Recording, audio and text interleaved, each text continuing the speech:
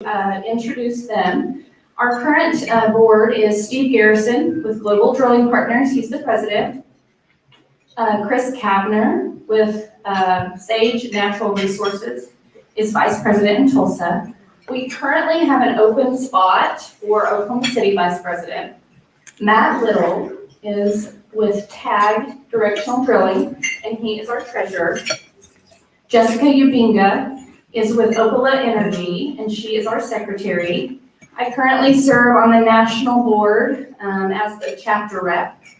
And then we have some steering committee members in the room, which are Sammy Graham, Les Wald, Chuck Kinkus, Matt Hill, Cody Martin, and Scotty Turner. So that is your current board. And if anybody is interested in serving this next year, we are going to be doing elections at the end of this year. So you can get with any of our current board members and we will get you on the ballot, okay? So our next general meeting is going to be here on October 19th, and Torex is going to be discussing their automated metrology lab. Dustin Lyles is going to be speaking, so be looking for things, information on that. And then November 16th, TTS Drilling Solutions will be speaking. So make sure you mark your calendars for that. It will also be here. And then January 18th to kick us off for 2022, and I am hopeful that that year is going to be a game changer for all of us. Richard Spears will be here January 18th. One thing I really wanted, the reason why I am up here talking, because I need some sponsorships for our F5 event. F5 is Fin Feather Fur Food Festival, and they have them in other areas of the country. Houston has a huge one. This is our 5th year to have it. We are going to be at a brand new facility that is called Aspen Ranch, and it is up in Edmond, and it is a phenomenal wedding venue, and you need to bring your wives to this event. It is gorgeous. Maybe you guys can have a party there or something, anniversary event. But it is phenomenal, and I am needing cook teams. And what that means and what I'm asking for is service companies or operators to come in and you cook a fin, a feather, or a fur. And you are judged on that dish. And then you actually, as attendees, get to taste test all the food that is there. We only have 5 companies currently registered, and those are Baker Hughes, Reed Hycolog, KLX, KSW, Newpark, and Schlumberger.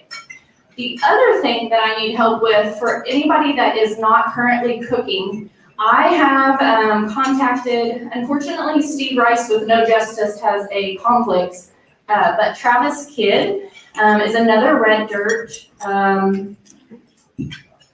artist. And he has a pretty fun playlist for classical country, or classic country, and classic rock. His name is Travis Kidd, and he has said that he's available, but I need money to get him here. So I have 2 sponsors that are already committed, which is the Petroleum Alliance and LA Pipe have already committed to me. So if you guys are able, even if it's $250, just consider helping us get this live entertainment at this, and then make sure you blast a invitation or anything. It's a free event. It's so much fun, and send out to your customers and encourage them to attend. So that's just a little, my plea for sponsorships. I know it's really hard out there, guys, but surely $100, $250 you could spare. So come see me afterwards, and I will blast you via email from your registrations as well. So I'll turn it over to Matt.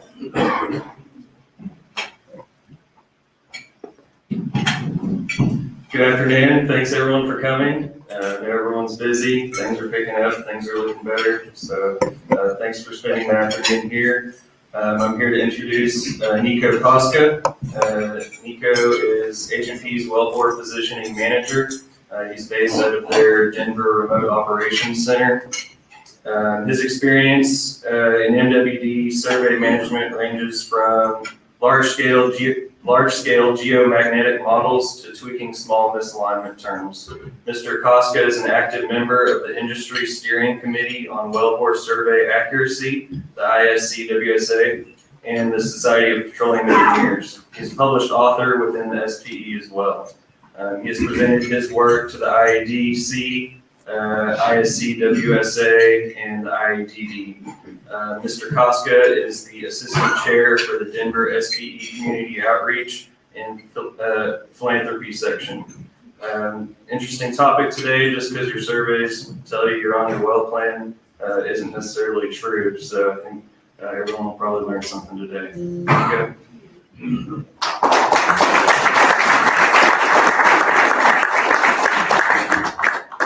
All right, thank you. And thanks everybody for coming. I really appreciate it. My friends get really bored when I talk about this, so it makes me feel good when, this many people show up. I also want to say thanks to the AADE.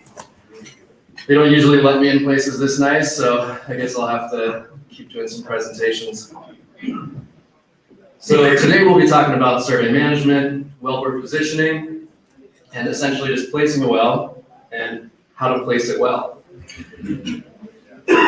Survey management all starts with the desire to know your wellbore, knowing where it is, knowing where it started, and essentially knowing how it got there. This isn't really a new technique that's being used, it's just being talked about a lot more now. And this is kind of a common trend with US land picking up on technologies that have typically been more prevalent offshore or internationally. So today we'll talk about what it is, what is it really, how and when it's used. So there's some situations where we might not actually need to use survey management, and other times it's extremely important. And so I want to make that distinction very clear. And finally, I really like to talk about how do we roll this out and how do we continuously improve on survey management, not just as a survey management company, but as an industry as a whole. And so I think a really good starting point is having these conversations that we're having today. So again, thanks for having me. I hope we can, answer some questions and even maybe create some new ones in the process. So actually, real quick, my question to you is why do we even survey in the first place? Can anybody give me a quick answer? Yes, sir. So you know where you are. Now, did you see the next slide? That's exactly right, though. We want to know where we are, right? And whether we're surveying our property at home, or we're surveying our wellbore, or we're using Google Maps to get around Oklahoma City, we want to survey because we want to know where we are. Currently, a lot of these new campaigns are infilling existing pads. So these pads might have wells that were. Hello. Yeah, let me see if I can use backup. Hello? Oh, I was prepared for that one. And so when we're infilling existing pads, not only are the new wells really important to survey so that we get a good idea of where those are, but it's also really important to know and confirm or reassess where those original wells were. And this can help for things with tight spacing, collision avoidance. Last year I used to say the joke that wellbore positioning and survey management really helped us socially distance our wells. I think the novelty of that joke is starting to wear off though a little bit. And it can also help with production and wellbore quality. And this is an interesting point because all of the decisions that come with survey management and really how we're surveying a wellbore tend to fall in the drilling group. But that being said, a lot of these things affect the well downstream as well, whether that's running casing, whether that's, wondering why your ESPs are breaking down a lot sooner than they should. Wondering, hey, why am I getting frac hits or communications on these wells? Well, a lot of times if you don't know where your well really is positioned, the answers to these questions can seem really complicated. But then when you add these uncertainties on your wellbores, you sort of understand that the answer becomes a little bit more clear.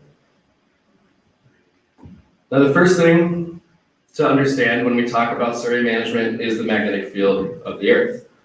So MWD tools that we use to take surveys that give us our direction and ultimately our position and describe the wellbore, they work just like compasses. And what I mean by that is that they essentially measure and align with the magnetic field of the Earth. Well, in a perfect world, it would just be the Earth's magnetic field, but unfortunately, with steel DHAs and a lot of different components and motors, there's a little bit of an extra magnetic field that we record as well. When it comes to the magnetic field of the Earth, there are three main components, and these are important to understand because they all change in different ways. The first component of the magnetic field, we call the main field, and this is due to the outer core of the Earth that has all this molten magnetic material that's sloshing around and creating this nice magnetic field around the Earth, prevents us from burning up from cosmic rays and different radiation. So, and it's also very convenient because it keeps MWDs with a job so that they can take surveys. The second magnetic field of the Earth is called the crustal field. And this is more localized. This is due to local geology and deposits. And in fact, that's what this image is showing. And on the top right corner, I'm not sure if you can see it, there's a big spike. And I believe that's in Ukraine, and there's just a big deposit of magnetic material. And so if you're drilling in that area, you would expect a bit of a different magnetic field than if you're drilling in one of these blue regions here where the magnetic field is actually quite low. The third component of the magnetic field, which is the most fun one, but the one that we'll probably talk about the least today, is called the disturbance field. And this comes from the sun. And there's these ejections that come from the sun, essentially solar flares, and they get captured in our atmosphere. And there are ways to correct these in real time, but it's a little bit tricky because they're extremely hard to predict. They're very unpredictable, pretty random, but they're also very beautiful. They're what gives us the northern lights, or the southern lights if you're in the southern hemisphere in Australia. All this to say that measuring this data well will essentially tell you where your north is. Once you know where your north is, you know how accurate your real heading is, or your azimuth as you're drilling.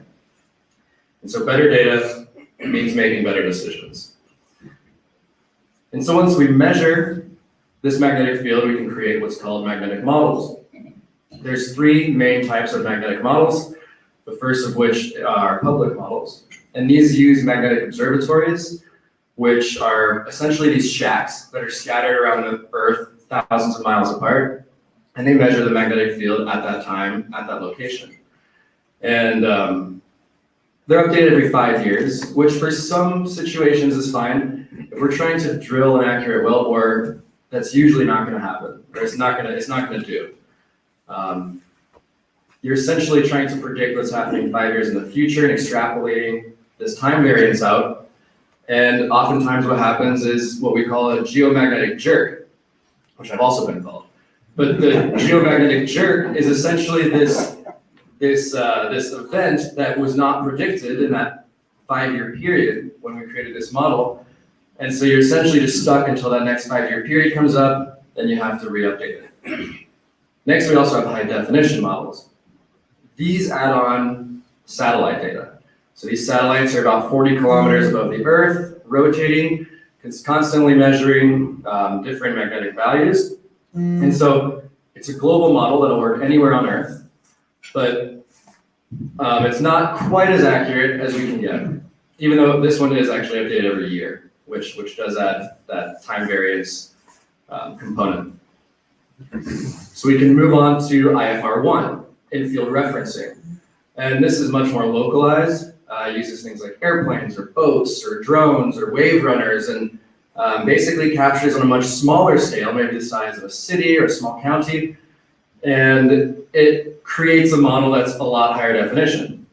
As you can see here, and yes, I did make this slide specifically for this presentation, my first one in Oklahoma. And so that's where IFR1 comes in. There is also an IFR2, and that takes care of that solar storm variation. But again, I won't get started on that because that'll be a whole separate presentation. But something to basically take away from this is that the frequency at which the model is updated and the resolution at which the data is captured is extremely important in order to get a good model. Now, there are also times where IFR1 data isn't readily available at that time, but that's okay because people usually are. And so we can take something like a high definition model, get some guys on the ground, they're using these fancy theodolites and other instruments that I won't even pretend that I know how they do it. But they go out there and they take these measurements, and it's on a much smaller scale, maybe the size of a pad or two, and you can essentially create a model really fast and inexpensively that matches the expectations of an IFR magnetic model. If you really want to take it a step further, you can use an IFR1 model and take direct observations and even get increased accuracy from that. And at the end of the day, what that increased accuracy does is it reduces the uncertainty in your wellbore position and helps you make better decisions. All right, so we've got our magnetic model. We've taken the first or second biggest error out of the equation, and that's where north even starts. So we call that the declination error. And next, we actually have to think about all the sensors on the MWD tool. There's 6 sensors on a typical MWD tool, 3 accelerometers measuring gravity, 3 magnetometers measuring the magnetic field. All of these sensors, just like any sensor in any measurement, are going to have some sort of inherent errors. The single biggest sensor error is going to be what we call drillstring interference. And this is just due to the fact that our BHA is not made out of plastic, it's made out of steel. There's a motor, you have all these tubulars that are made out of steel, and they create this magnetic field that on top of the one from the earth is going to be measured by your sensor. And so as a survey management company, it's their job to essentially remove that error so that now we can have essentially clean sensors and just measure the Earth's magnetic field. So for this, it's not quite as easy as the declination correction from the magnetic model where we can just plug in some new numbers in our computer. This actually does require proper workflow, which is just really important. I want to stress that very heavily because a lot of times people think it'll be a lot easier than just what it actually entails. Not to say that it's hard, but the proper documents have to be received and the workflow has to be followed. So on top of that, there are also misalignments, which come in several flavors. The first of which is sag. And this is the one that most people are familiar with. And for lack of a better term, it's just when the BHA is sagging between 2 contact points, just like a steel beam being supported on 2 sides. If your MWD tool happens to be in one of those parts of the BHA that's at an angle, you're going to get an incorrect inclination, telling you that you're either further or closer to horizontal than you truly are.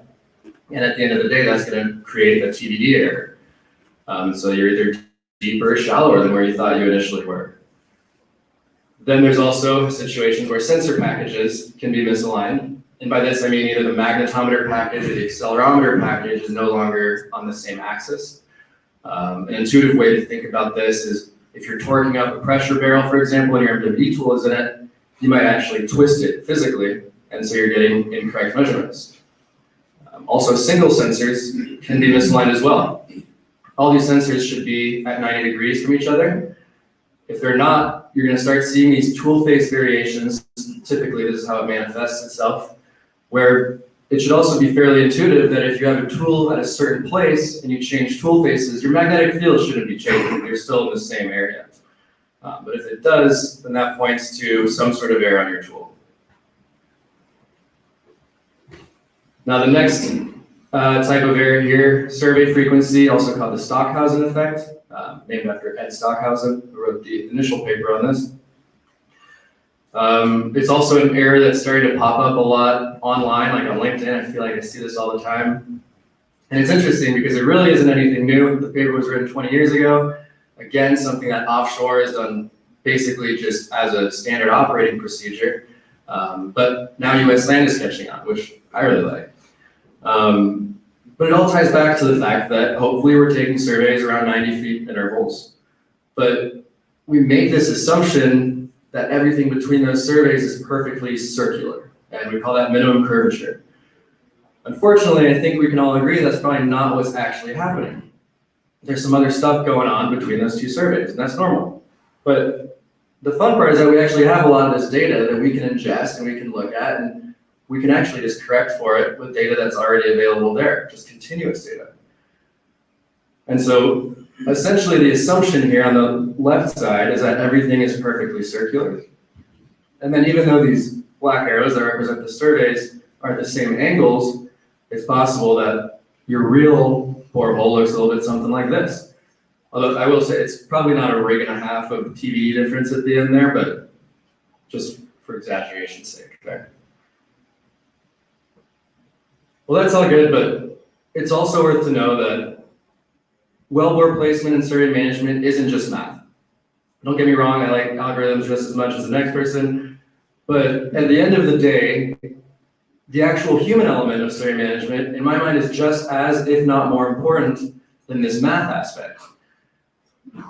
Computers are really good at automating things. They're really good at running algorithms really fast, but humans are really good at QCing data, making sure this data makes sense, making sure the well that's supposed to be drilled in Oklahoma isn't in the middle of the Antarctic, right? I mean, and that's so easy to do. You put a negative sign on your latitude, or you put an extra zero at the end of your north, whatever it may be.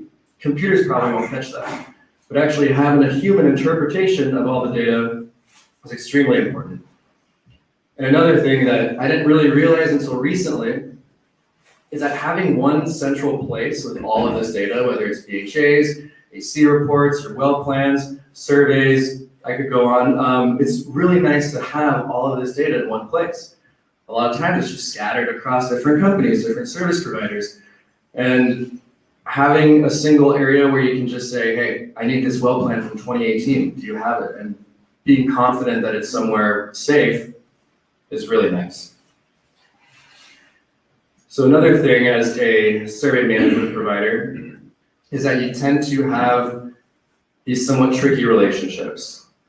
The paying customer isn't oftentimes the customer that you're in communication with day in, day out. And that could be a good thing, but it's also sometimes difficult to maintain those relationships and keep a good, good relationship on both sides. Which I think is why it's so important to kind of create this culture of transparency and education, just like we're doing right now. Hopefully we have some good questions and we can kind of talk about what's happening. Because at the end of the day, we don't want to be a black box that just numbers come in and things come out. We don't want to be the man behind the curtain, which is, we actually interviewed somebody and they said, oh yeah, we've worked with you before in the past and we always just saw you're a man behind the curtain, like in Wizard of Oz, right? Well, we don't really want that. We want to be able to explain everything and have an open discussion with people about what it is that we're doing. I also like to sort of call it always available but never overwhelming, which essentially means if there's ever a question, it's really important to be able to be there and answer it. But on the other hand, you don't want to say, hey, I just got a survey, I just want to let you know. I mean, you don't want to overwhelm the client with all of these just not important, informations. I didn't say that.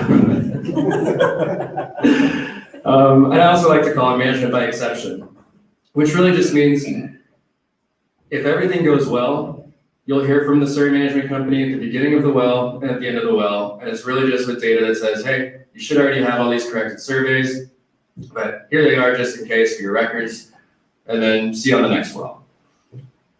If something happens though, where there might be a collision issue or an issue that we think could pose some sort of HSE risk and put anybody in danger, well, in that case, it's also the job of the survey management company to immediately inform them. I think we can all agree that if you were not informed by somebody who knew that something catastrophic was about to happen, it could be taken the wrong way.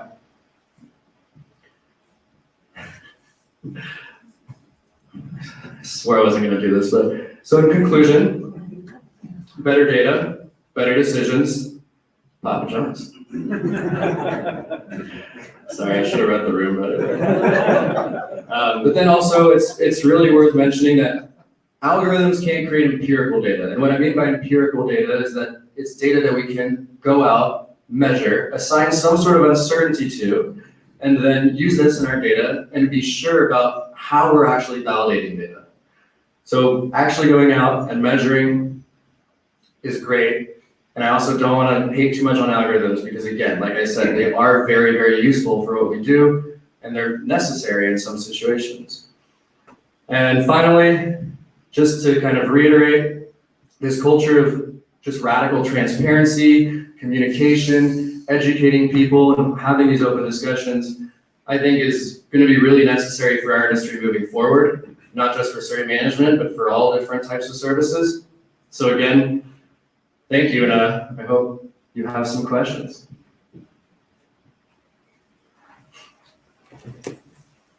Yes, sir. 15 years ago, we started doing this. And compared to today's technology, how far off were we on those wells? Surprisingly far. In fact, it's funny you asked that because there was also a study that was done, not even for the surveying, but just, well, it was for the surveying of surface location. And probably on average, it was about 50 feet off once they surveyed it with GPS. But there's some of these wells that were over 1 mile from where we originally thought they were. Now, if you're off by a mile on surface, then just imagine how far off you are at TD. So it can be very significant. Well, Sammy, I'm gonna argue with you because I used to do my truth centers and I was spot on every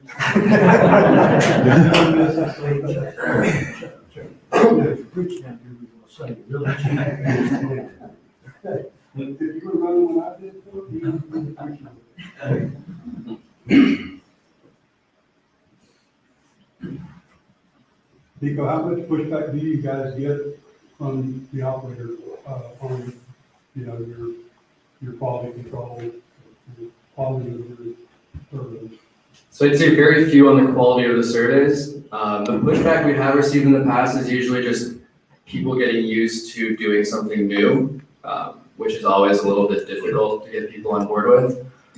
But as the years have gone by, people have sort of started accepting this and trusting, because also a lot of the methods that we use are peer reviewed. We're very much, out there presenting our findings and being very open with what we're doing. And I think that's what people really trust, is that other people that have no skin in the game are looking at it and agreeing and saying, yeah, well, all this math works out, the algorithms look good. And like I said, also the people aspect of it has added a lot of benefit. So are you guys doing a lot of follow-up surveying, like, I know Gyro Data especially does a lot of completion type gyro runs and stuff, that how often do you guys get involved in comparing the drilling surveys versus the production surveys or completion surveys? So typically if we go back into a well later, after it's already drilled, it's usually just looking at the data that was already received and processing it. So maybe it was done 10 years ago before this was really used very often. And we'll go in and basically recorrect the surveys. We won't be taking surveys. I mean, that's also not, we're just kind of a third party analysis group as opposed to actually taking the surveys. I guess my question though is, do you look at drilled data and then take, say, a gyro survey after the well is, cased and completed, and compare those two and find? Yeah, and actually that's an amazing situation when that happens, when they gyro a well after it's been drilled, because that is two separate, totally independent measurements. And if those agree with each other, then that's a really good indication that the surveys are correct. So yes, we do that. I wouldn't say often, probably comes in once every few months where somebody just says, hey, here's a gyro from this well if you want to take a look at it. And I always love those situations. It always makes me a little nervous, but so far it's been great. Are you willing to explore more options? Just between me and you, will you exchange numbers after this? And Yeah, you bet. Okay. Absolutely. I'd like to look at more. Sure.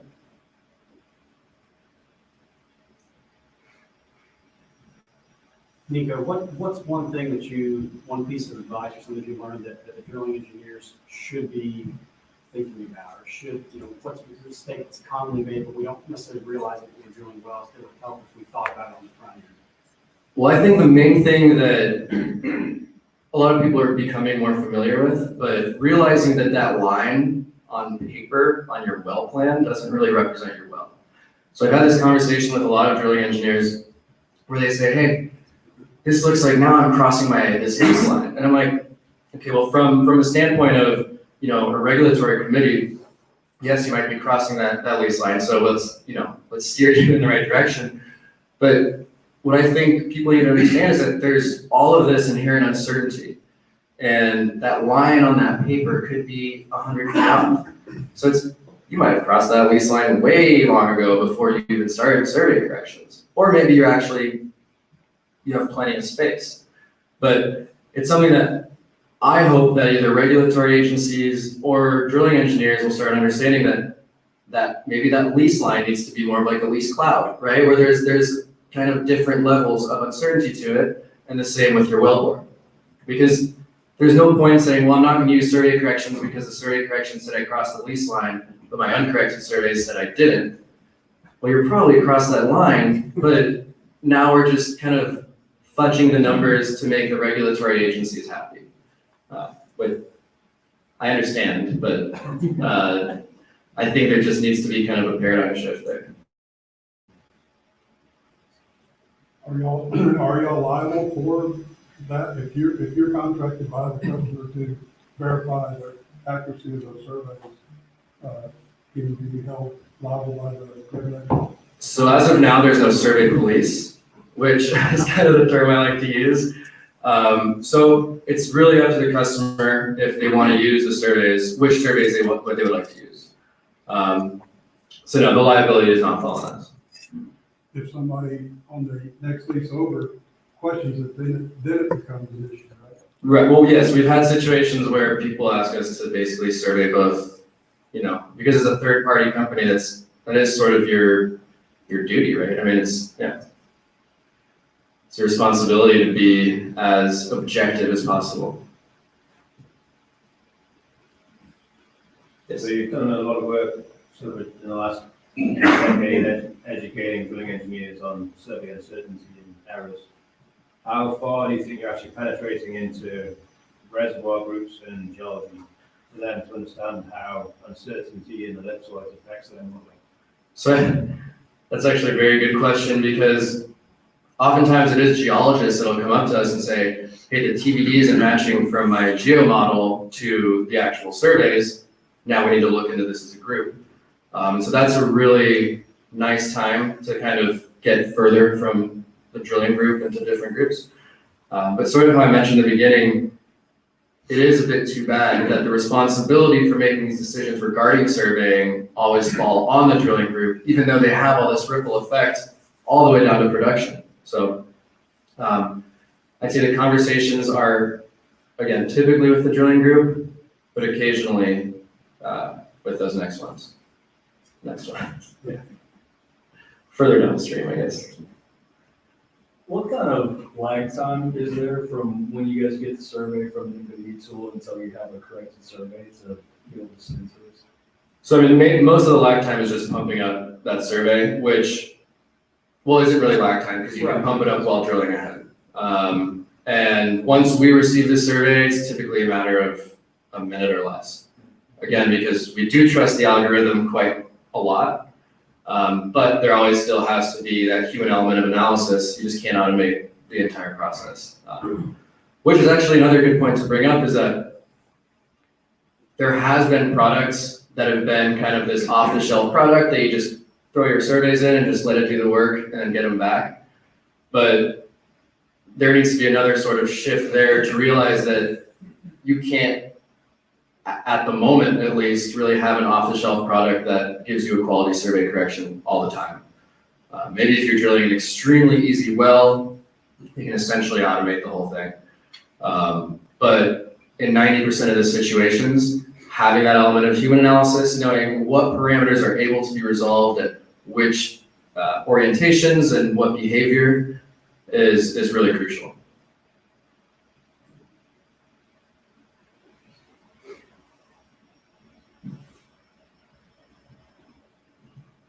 Anything else? All right. Well, thank you very much. I appreciate it.